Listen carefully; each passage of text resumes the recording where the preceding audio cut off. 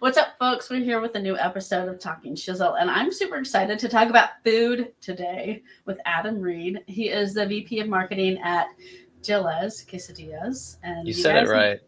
I said it right, right? Yeah. A lot of people don't. Well, I'm from Texas, and I've eaten a lot of quesadillas, and it's like quesadilla. I mean, it takes me back to Napoleon Dynamite every single time, if I'm being really honest. Well, that's how it started. Is it? Yeah, I figured it was. Come on, want a quesadilla? So the founder was in college, and he wanted a quesadilla restaurant. He was actually really pretty enamored with Chipotle. So Chipotle had just opened in Austin, University of Texas. And he was like, man, this is great. But his like go-to late night food and go-to food in college was quesadillas and figuring out new and unique recipes. And so he was kind of working on his master plan of, quesadilla domination. And they were trying to figure out what the name was going to be. And they saw Napoleon Dynamite. It just so happened that came out. And it was a cult classic. And he's like, Dilla's, that's exactly it. From that line where he was like, get yourself a dang quesadilla. Yeah. Or quesadilla. Yeah. Quesadilla. I love it though. Okay. So wait, Chipotle started in Austin? No. It had just come to Austin. Okay. It started in Denver.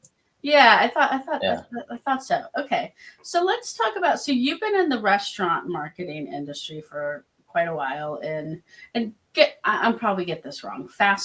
Not fast food. I'm thinking fast casual. Fast casual. That's QSR. They kind of meld together. Yeah. So tell us a little bit first, like intro yourselves, kind of like give us a vibe for your experience and what you've done. And then I want to get into some trends in the fast casual and just restaurant industry when it comes to marketing in general. Well, I never anticipated that I would have a career in restaurants or restaurant marketing. I actually just was really looking for, a good solid footing in business. So my first job out of, I went to the University of Texas at Austin, and I went to the University of Texas at Dallas and got an MBA there. My first job out of that was with IBM, and I was doing hardware and software services sales. And I had the great state of Wisconsin as my territory, which I went up once a quarter and drove through the cold, the farmland of Wisconsin and called on clients in the small and mid-market territory. So I enjoyed the relationship side. I really disliked what I was selling. I appreciate technology, but I didn't really want to sell servers and software to CIOs and IT directors. So I kind of fell backwards in the restaurant industry. I had a girlfriend at the time, and she's like, because I wanted to ultimately be in marketing. And she said, you should go talk to my friend who is a marketing manager or a director of marketing for this brand Chipotle. And I'd never been, and I went to Chipotle and I had it.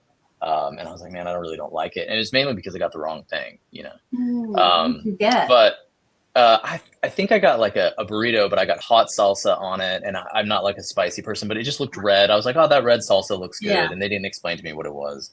And my lips were on fire. And I was like, I don't understand this place. But I got in touch with that girl, and she told me what to get, and I went back and I got it, and it was great. And I was like, I'm really interested in that role.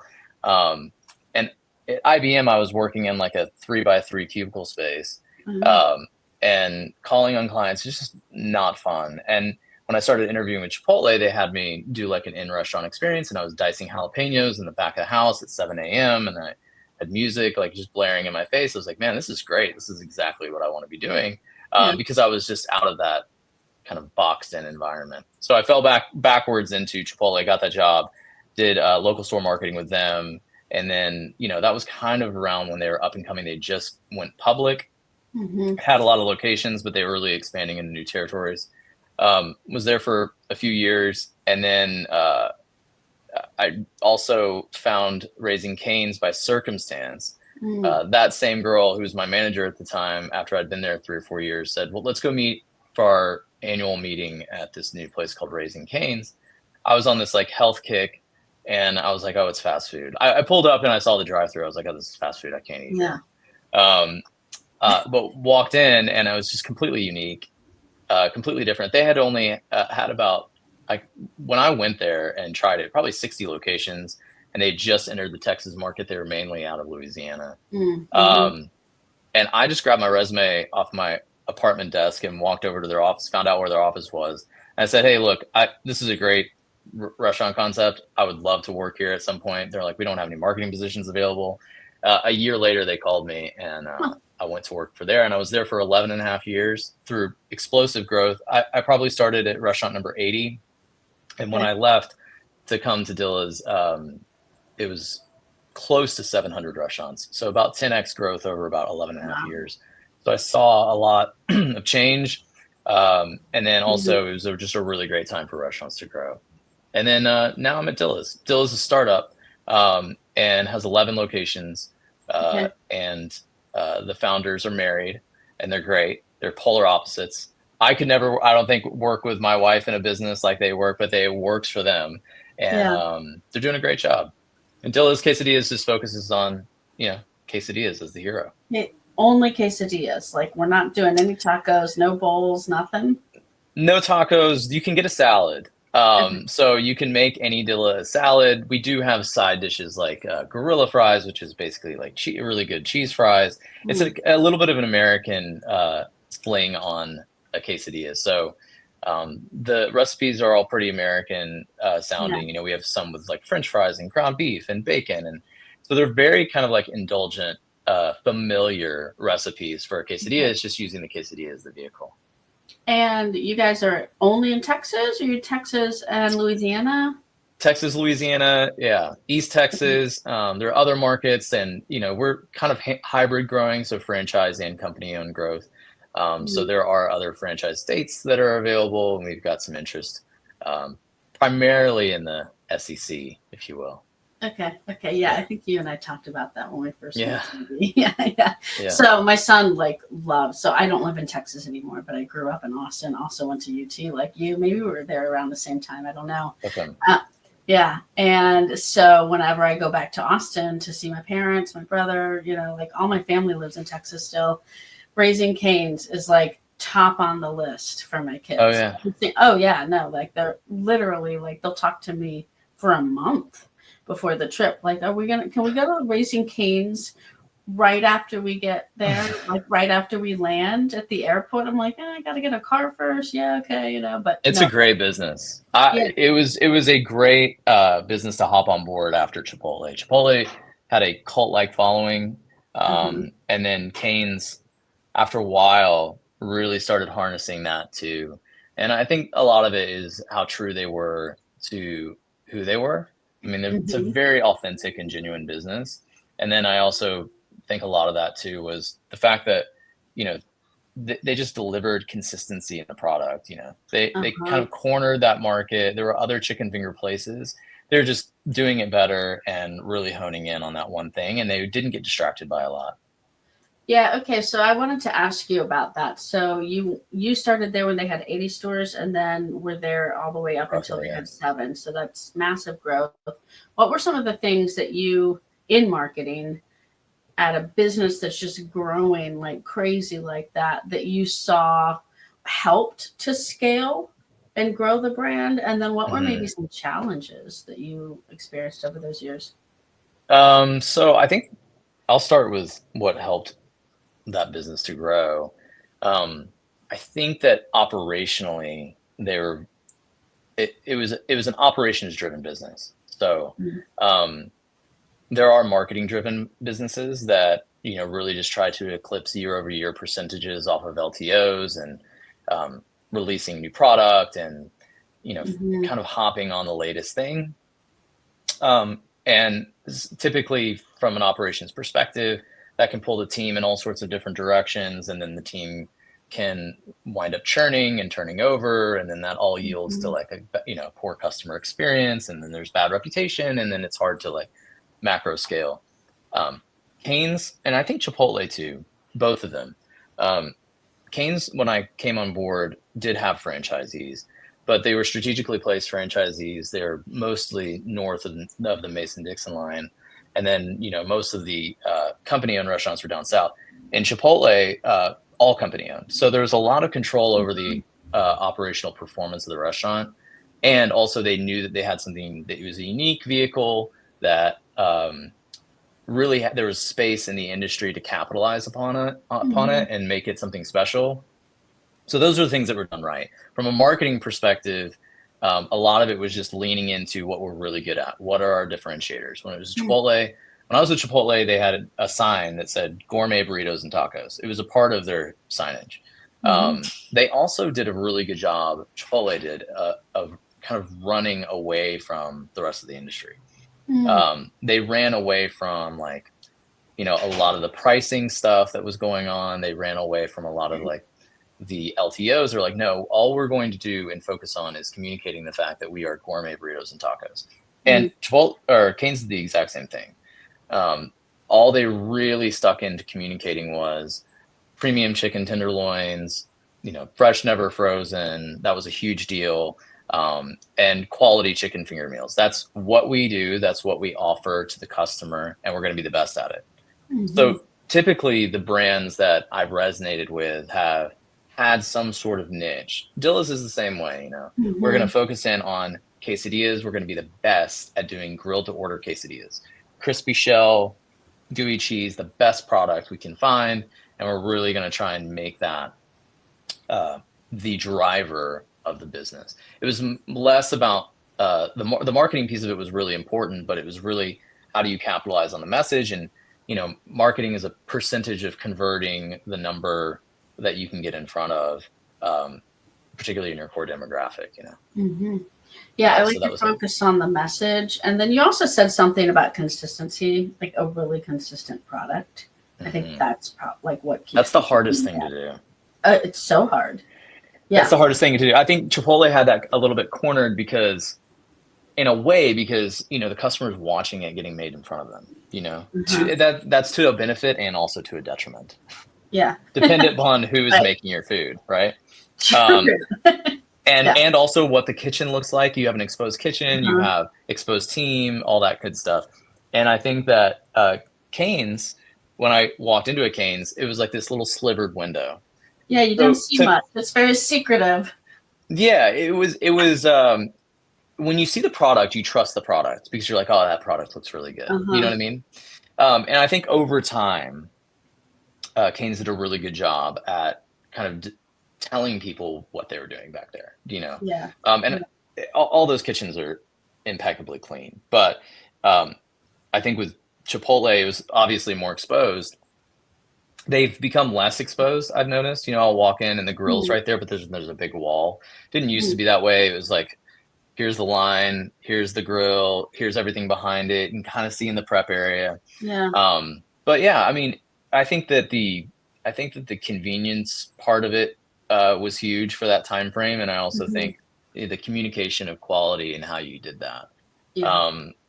But yeah, both of those concepts I've been very lucky to have gotten experience at because they're both absolute behemoths. And then Dilla's has been great because I knew Kyle and Maggie going in. They're also, Kyle was from Cane's. I met him at Cane's. He left Cane's to do his quesadilla dream. And I hopped aboard that. And the challenges here are much different in a smaller business, but I've kind of been in all facets. You know, I've been in the small business, the emerging business, and the big one. Well, I'll have to pick your brain sometime. You know, my dream is a coffee shop. I've got this whole big plan for coffee shops. So I'm going to come knocking on your door when I'm ready to Let's talk coffee. Let's talk lattes. Yes, for now, I'm going to flat whites. Yeah, just focus on the flat white only. We're flat white only. I like that. Yeah, there you go. Yeah. No extra sugar. We're not doing pumpkin spice here. That's right. Yeah. Straight into the point. Yeah, right to the point. Okay, so let's talk about, I want to ask you about the copycat problem in the restaurant business. So many restaurants sort of seem to like recycle similar branding, menu styles, marketing tactics. How can people like stand out? You know, I feel like we got there a little bit talking about Cane's and Chipotle, but what are some other things you've seen work really well? And like, what's the restaurant brand where you're like, oh, if they would just do this, like maybe that would take off? You know, I think that what happens is that there's a lot of distraction. So with the amount of restaurants that are in the marketplace and they're all competing against each other, if you see a restaurant do something and they wind up grabbing a lot of share, then the temptation is, well, why didn't we do that? Or how do we do that? How do we do that but put a different spin on it? And then the copycat game kind of goes down the rabbit hole. And typically it dilutes itself as it continues to go down because, you're never going to do it as good as whoever did it first. And sometimes that stuff is a little bit like lightning in a bottle because the reason is because the brand is just being very authentic to itself. I think where marketers kind of get hung up is they get mired in data. I think good marketing is 50% data and 50% gut. And I think that kind of applies to everything. I think it applies to creative messaging. I think it applies in terms of, okay, well, I know who my core audience is and what they like. I need to be involved in that stuff, and I think that there's a problem sometimes in marketing departments where the data it's more of a 70-30 game or an 80-20 game, and the data takes 80%. And then you kind of lose sight a little bit of the what's the core purpose of that business? What do you really want? What are you really trying to do?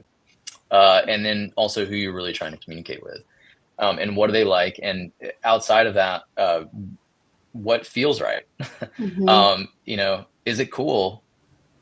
Use your gut on some of that stuff. And some of that can be risky, but I think that's when there's some magic that happens. There is some uncomfortableness in trying something or doing something different that kind of goes against the grain, or goes the other direction.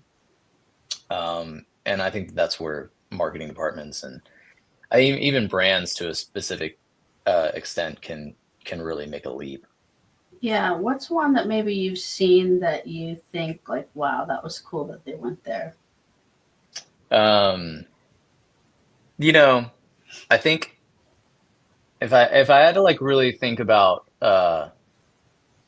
brands that have done really good things, I mean, I'm not a fast food person, but I think Taco Bell is pretty amazing in terms of their marketing. Like they did in 2019, they created like a hotel experience, the Taco Bell hotel. I thought that was crazy because there are Taco Bell fans that just love the product, but I mean, they created an entire hotel around it. And the pillows were like hot sauce packets, and they had a pool and they had floats that were hot sauce packets, and they did like great things for their guests and let them try new food items. And it was like a very viral thing. But it was also it was just really neat. I mean, I think a lot of it has to deal with your resources. What resources do you have to put against things? Chipotle, when we were kind of like up and coming, like it dates me a little bit, but I remember when every year they would do burrito, and it was a big deal, like it was like dress like a burrito, and come in and get a free, and it was on Halloween, and come in and get a free burrito bowl, order tacos or salad. And people would kind of take that to an extreme. It became like a thing where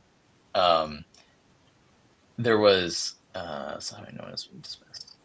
Sorry, I just got some sort of Teams notification. I don't know why. Fine.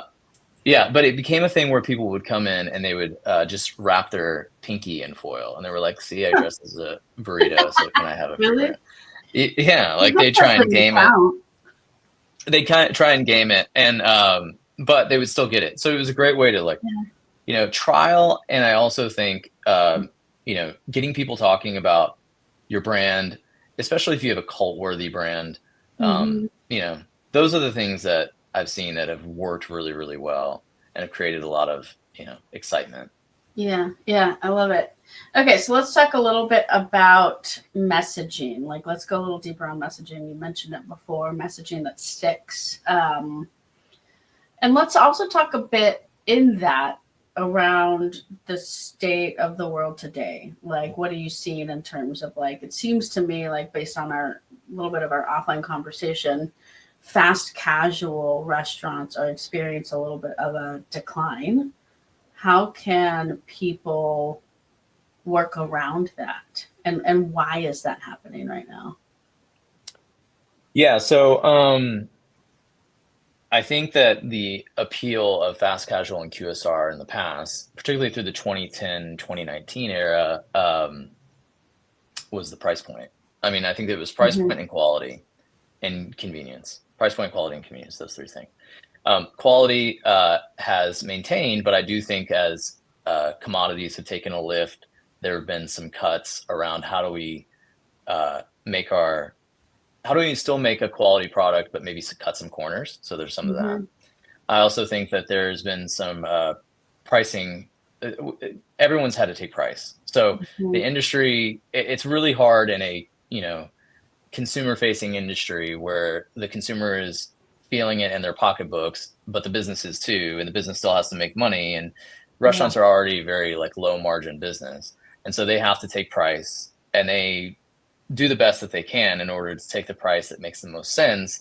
But now you're losing frequency, So I think the appeal. I think what recently I think I was talking to you about Chili's. Why I think Chili's was so brilliant was Chili's essentially Chili's had been through the biggest rut of any, I think, casual dining.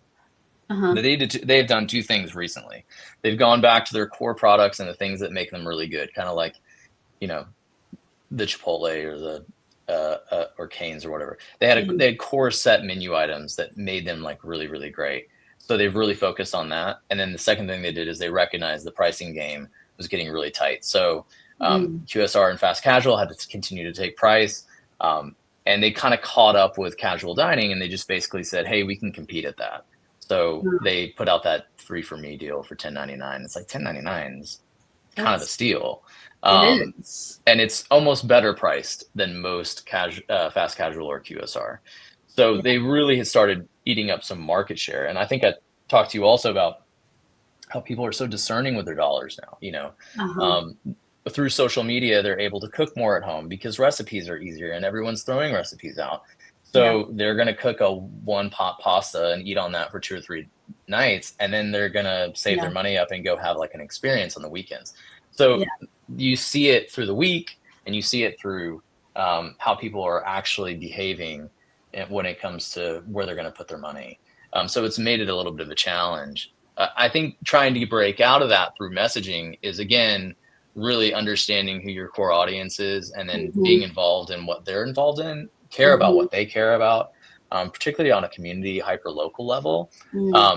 Be there for them in terms of that, support the things that, support their kids' softball tournaments, and be there and make connections, and then get them into your restaurant, and then really deliver. I mean, the biggest thing is the delivery piece, really delivering on the experience. And that gets into operations, which is not my forte, but I will say that I'm probably more of a restaurant guy than I am I'm a marketer by trade, but I love restaurants and I love the full picture of them.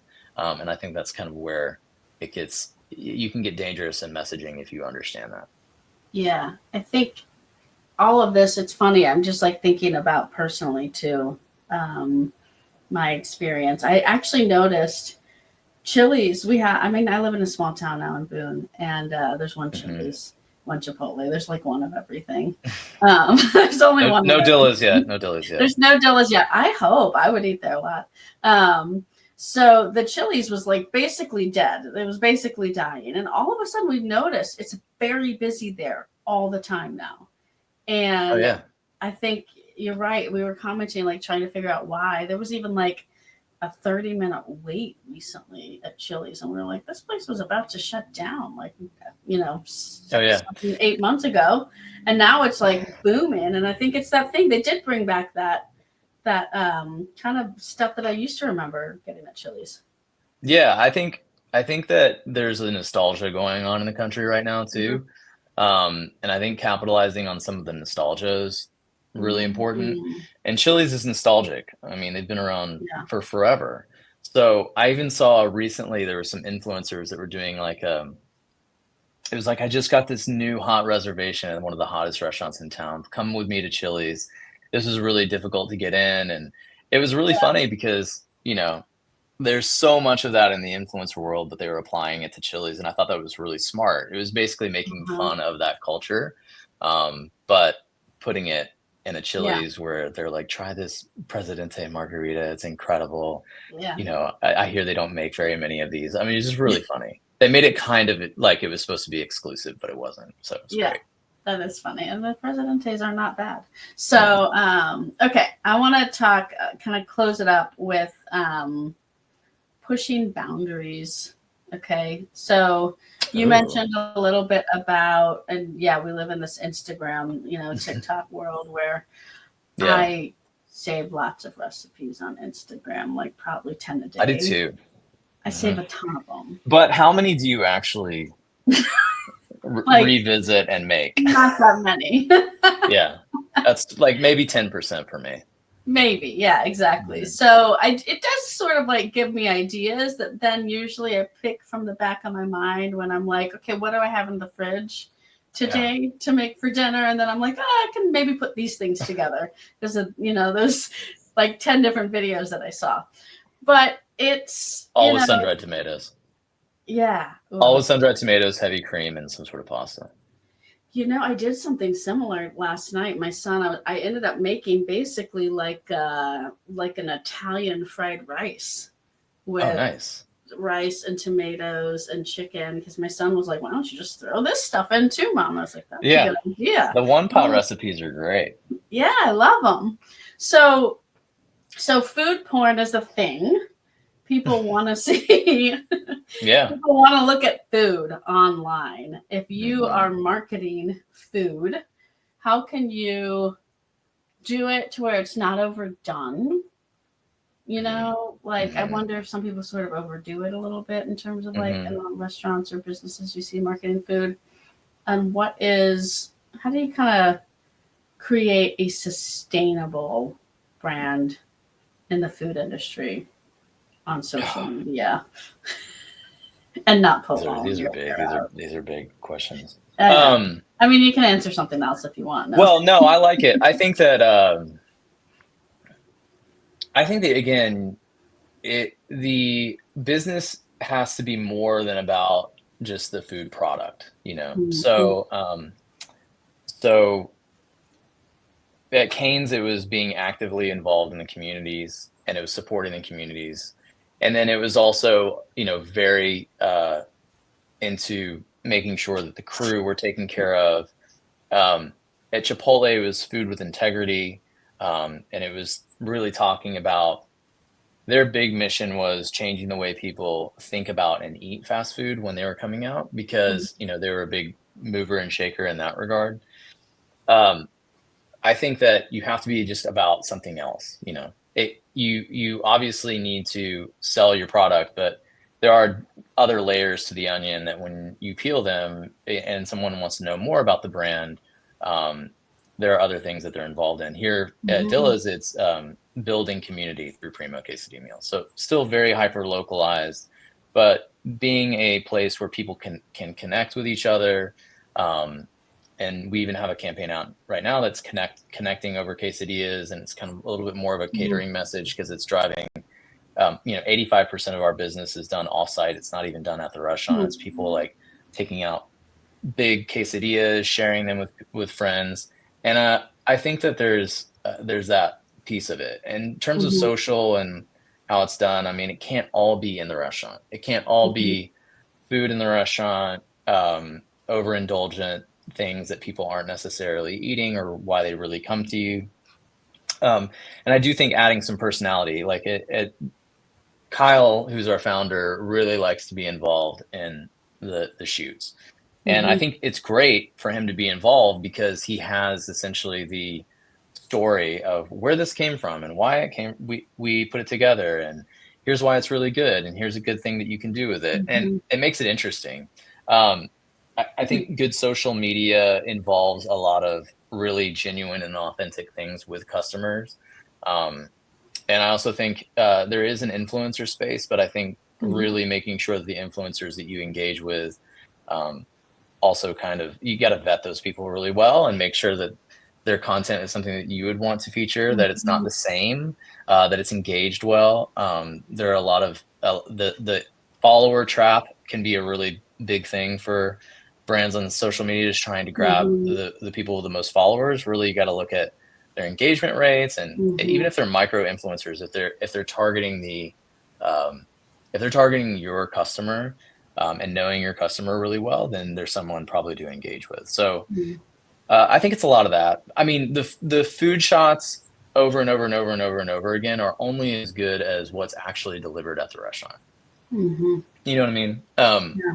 I remember looking at food shots from Cane's, and I was like, man, it's very representative of what you get, you know? And Chipotle didn't do a lot of that stuff. I remember when I got there, they always showed the burrito wrapped in foil. They never showed like these glamorous food shots. They do now. And I do think that it's okay to evolve and change, but they're also about other things, bigger things. You know, some of their most successful ads were talking about their story and what they were trying to achieve versus just the burrito. But that being said, you could post about anything, and under the comments would be, come to Greensboro, South Carolina. Why don't you have a store in Houston yet? Like, no one's really paying attention to the content. You know what I mean? It's the customers will tell you kind of like what they're wanting. And if you have a good product, typically it's like, why aren't you as accessible as you should be? Like, why aren't you in Fort Worth yet? So it's pretty fascinating to see. Is Dilla's in Austin yet? I don't think you are. No, it is a small business. It is 11 restaurants. I think the next leap will be getting the restaurant to 25 to 50 restaurants. And then that's a different strategy altogether in terms of marketing, because I do think that it takes two things to grow a restaurant, and that is money and momentum. And you kind of have to have both. As restaurants become more accessible, you'll notice, like, I don't know when it was that Dutch Brothers went public, but I remember like just one day I was like, what is that joint? You know, like I saw Dutch Brothers everywhere. I was like, what is that place? And then someone had to tell me. I was like, oh, it's this like place that do coffee and drinks. I'm like, do they have food there? Like, and it sparked my interest just because purely because I saw them and they started popping up everywhere. Salad and Go was like that too. Have you ever been to Salad and Go before? No, I've never heard of it. Okay. Salad and Go, look it up after this. Salad and Go is essentially just like a drive-through only business. And they do affordable salads.